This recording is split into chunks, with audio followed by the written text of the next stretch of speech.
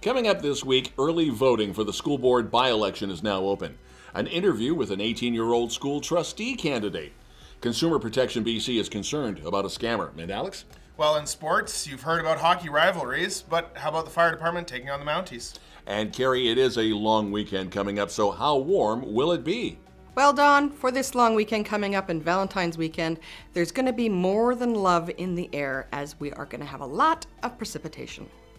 Our guest this week, school trustee candidate Shane Kooyman. All of that coming up this week.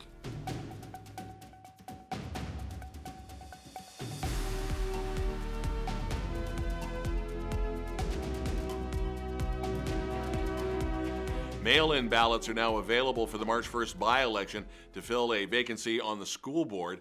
Now, 3 people are running for trustee: Katie Bartel, Shane Kooyman, and Lori Thronis. Advance voting is now on the 2 Wednesdays. That's coming up February 19th and the 26th at the Chilliwack Landing Sports Centre. Now, Shane Kooyman has raised a few eyebrows when he declared he wanted to run for the trustee opening.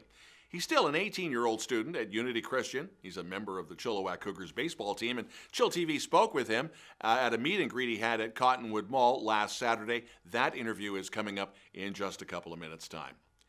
In Hope, an online petition has been launched to try and stop the gravel pit expansion on Kettle Valley Road. Now, the petition, Stop the Hope Cemetery Pit Expansion, was created by residents who are not happy with Hope Ready Mix. They're looking to increase the size of the mining quarry and the gravel extraction operation to some 50 hectares, and that would also include a big increase in truck traffic.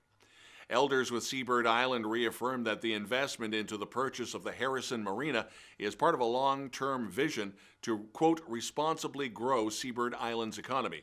Before making any purchase, elders stated on social media they conducted a thorough due diligence and financial assessment review to ensure they can sustainably manage the assets. Black Press was reporting that the purchase price was $5.2 million. Meanwhile, the acquisition of the Eriksson Grand Motel and the Pine Court Apartments are still in progress. And by the way, there was a fire at the marina, and Agassiz and Eriksson Fire have not said what the actual cause was.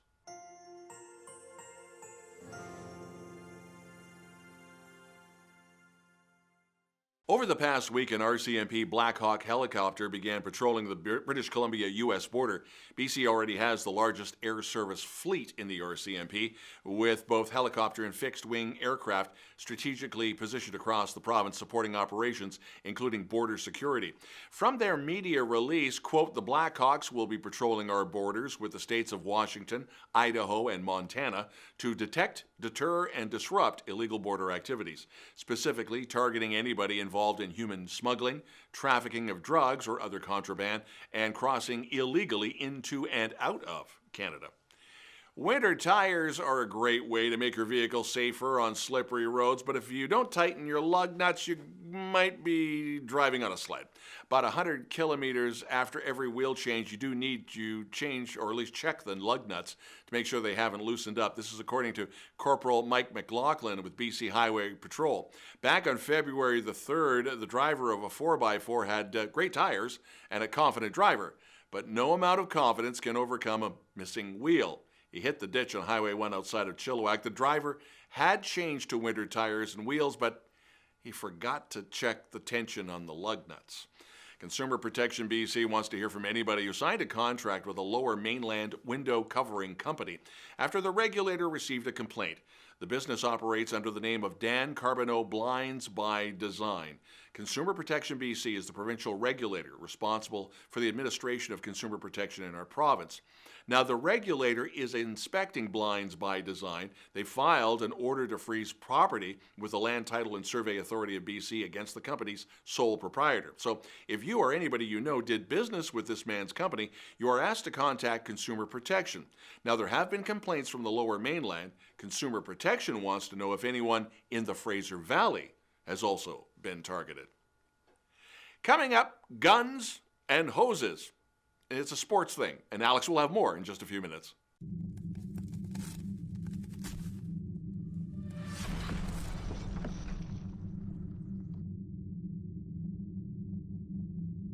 Fraser Valley News and chillTV with Shane Kooyman, who is running for school board in Chilliwack. in the by-election, and you're a young man. This is your first time out in politics, or did you run for, say, school president or something like that in past years? Or No, this is my first ever time running for politics. I've loved politics since a young age, and I've thought that school board would be a really good place to start, considering I'm going to be working with everyone who is graduating from the school board, so it's like really good to start here. And we have people from the left and right extremists, so I'd like to just start in the center and just let our kids get good education. When did you get that urge to really start following politics? Was there a certain person that you were looking at on social media and go, that's I got the bug now?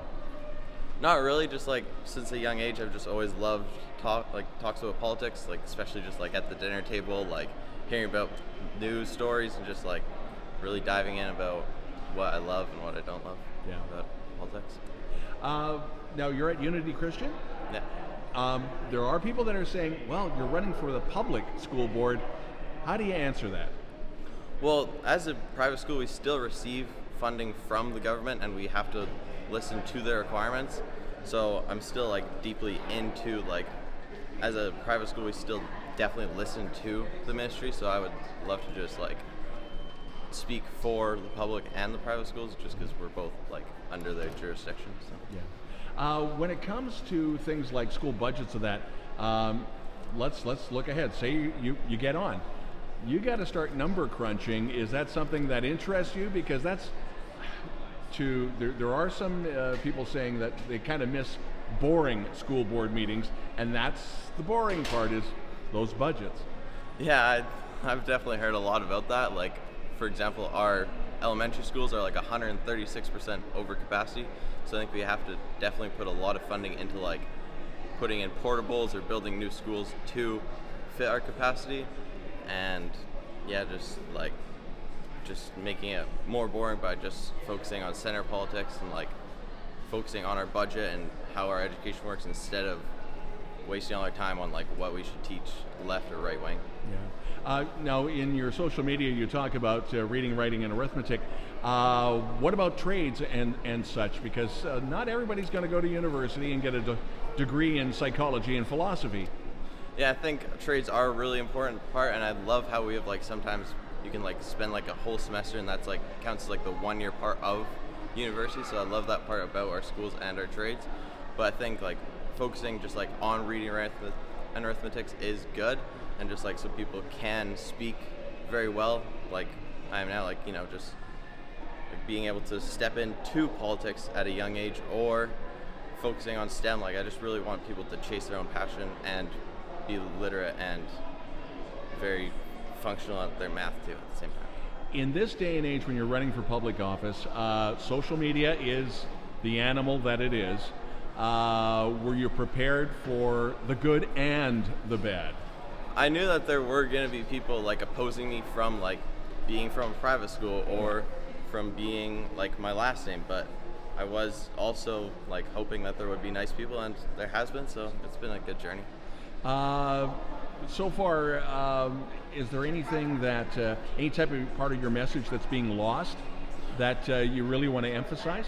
Yeah, like in my bio it says bringing reading, writing, arithmetics with impartiality, so I just really encourage people to like look up what impartiality means. It means getting rid of the bias, so I just encourage people to know that that is what it is, like just not saying we don't have it or not saying that we need to like encourage it more, just like keeping that but with an unbiased opinion.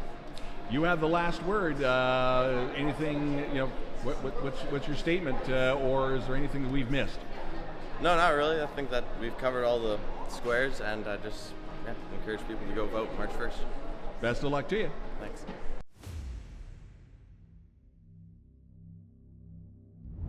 Hello, Chilliwack. Happy Valentine's Day. Will you go to a game with me? Let's talk about what's happening in sports. On the hills, Canadian Rhys Howden secured his 3rd win of the season at the FAS ski cross event in Val di Fassa, Italy.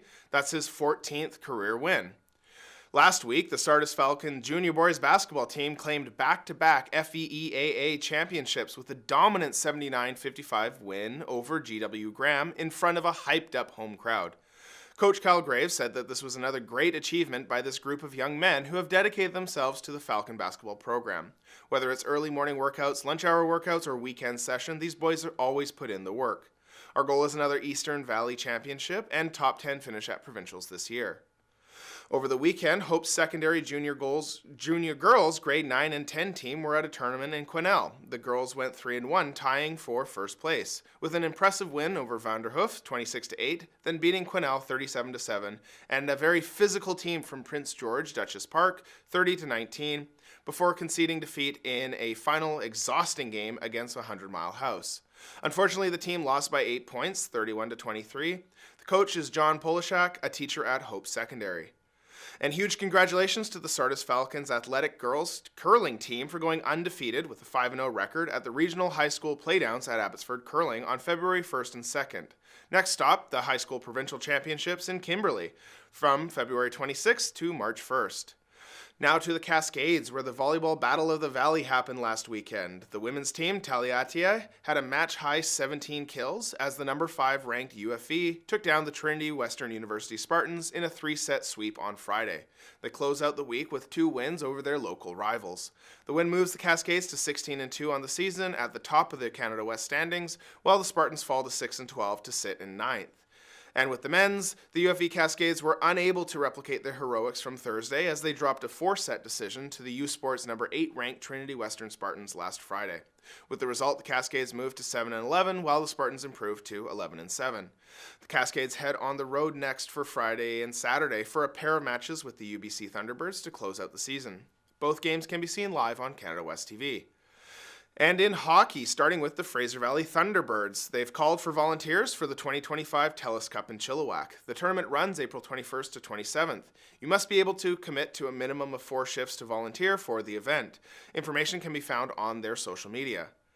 Now, Chilliwack Fire is putting on a charity hockey game, pitting the fire crew against the Mounties. It's called Guns and Hoses, Saturday, March 22nd, and will benefit the BC Burn Fund.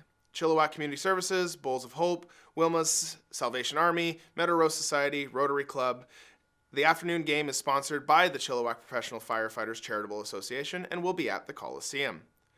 And in the PGHL, let's have some pity for the Aldergrove Kodiaks. For the first time in league history, the team has gone winless through the 48-game regular season. They were 0-48. This is the same team that has won league titles in 2010, 2014, and 2017. It's how it goes sometimes. And now it's the Freeway Series for the first time. The Abbotsford Pilots and Chilliwack Jets meet in the first round of the Pacific Junior Hockey League playoffs. It also marks the first time that the Pilots have qualified for the postseason since the 2018-19 season. It will be a tall task for the Pilots as they take on a Jets team that finished second overall in the PJHL with a 39-9 record. Abbotsford finished third in the PJHL's Harold Britton Conference and compiled a record of 22-23-3.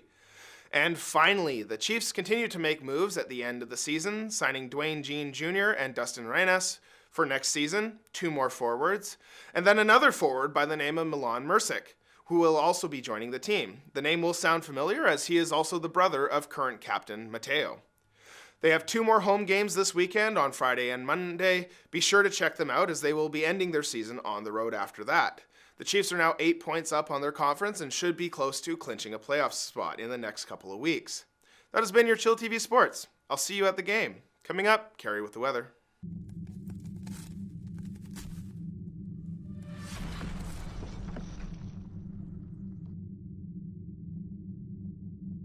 chillTV long weekend weather. So Cari, with a long weekend, does that mean warmer temperatures? Thanks, Don. We are seeing the end of the sunshine as the clouds are going to start to roll in on Friday, and there's a slight chance of flurries. Things will be warming up on Saturday, and the flurries are going to change to rain. There's going to be precipitation in the foreseeable future, which means rain all next week, with temperatures being, in the 8s, high 8s to down to around 3 or 4 at night, which is okay. I'm looking forward to it not being winter, so this is great. Here's a fun fact for you. 58 million pounds of chocolates are purchased the week of Valentine's, which is this week, every year. I personally enjoy chocolate-covered cherries, but I don't wait for this week just to purchase them. Happy Valentine's Day, everyone. Back to you, Don. Thanks, Cari, and thank you for watching. If you have a local news story you'd like us to report on, you can always send us a note to news@chilltv.ca. Thanks for watching. Have a great Valentine's Day and a Family Day long weekend. I'm Don Lehn.